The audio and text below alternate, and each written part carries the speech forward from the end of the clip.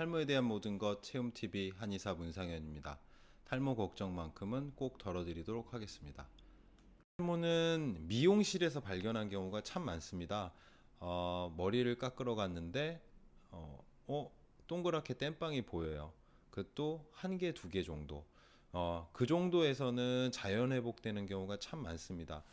본인이 발견하는 게 아니라 미용실에서 다른 사람들이 발견해 주기 때문에 되게 사이즈도 작고 개수도 적은 경우가 많아서 그런 경우에 자연 회복이 많이 되는데, 그러다 보니까 이제 미용실에서 원형 탈모를 발견한 경우에 이거 그냥 치료 안 하고 시간 지나면 나아요 라는 얘기를 듣다 보니까 치료 시기를 놓치는 경우가 있습니다. 그 원형 탈모를 그렇게 미용실에서 발견하고 나서 되게 작거나 그 개수가 여러 개가 아닌 경우에는 자연 회복되는 경우가 많고요. 어, 만약에 개수가 아주 많거나 아니면 크기가 큰 경우, 아니면 이미 병의 진행 정도가 심해서 두피에 함몰이 있거나 이런 경우에는 좀 더 악화돼서 크기가 커지거나 개수가 증가하는 경우가 많습니다. 그러면 어떤 경우에 꼭 치료를 해야 되는 원형 탈모일까요? 대개 진행하는 원형 탈모의 특징을 알고 계시면 이건 꼭 치료를 받아야겠구나 이렇게 생각하실 수 있을 텐데요.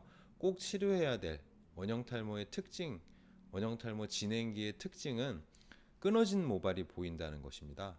끊어진 모발은 원형 탈모의 특징 중에 하나인데요.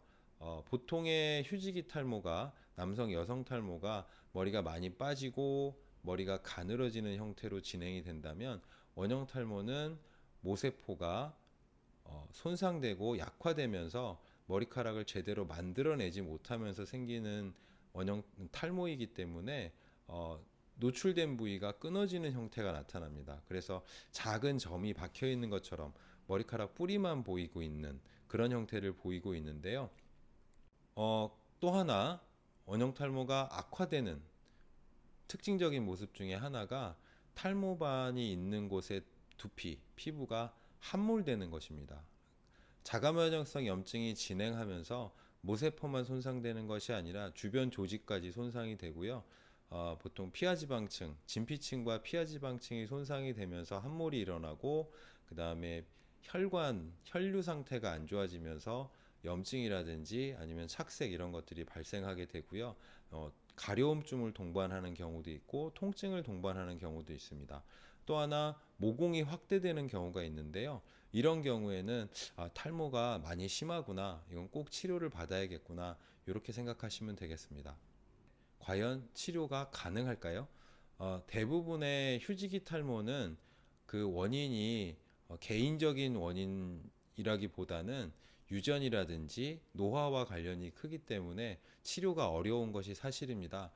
나이 먹고 아니면 몸이 건강이 안 좋아져서 생기는 거기 때문에, 유전은 말 그대로 타고난 거고, 노화는 시간이 갈수록 점점 심해지기 때문에 일반적인 휴지기 탈모, 남성 탈모, 여성 탈모는 체질과의 싸움이라든지 아니면 시간과의 싸움이라서 치료가 어려운 것이 사실입니다. 하지만 원형 탈모는 T세포에 의한 자가면역성 염증 질환이기 때문에 T세포의 문제, 자가면역의 문제를 해결해주면 치료가 가능합니다.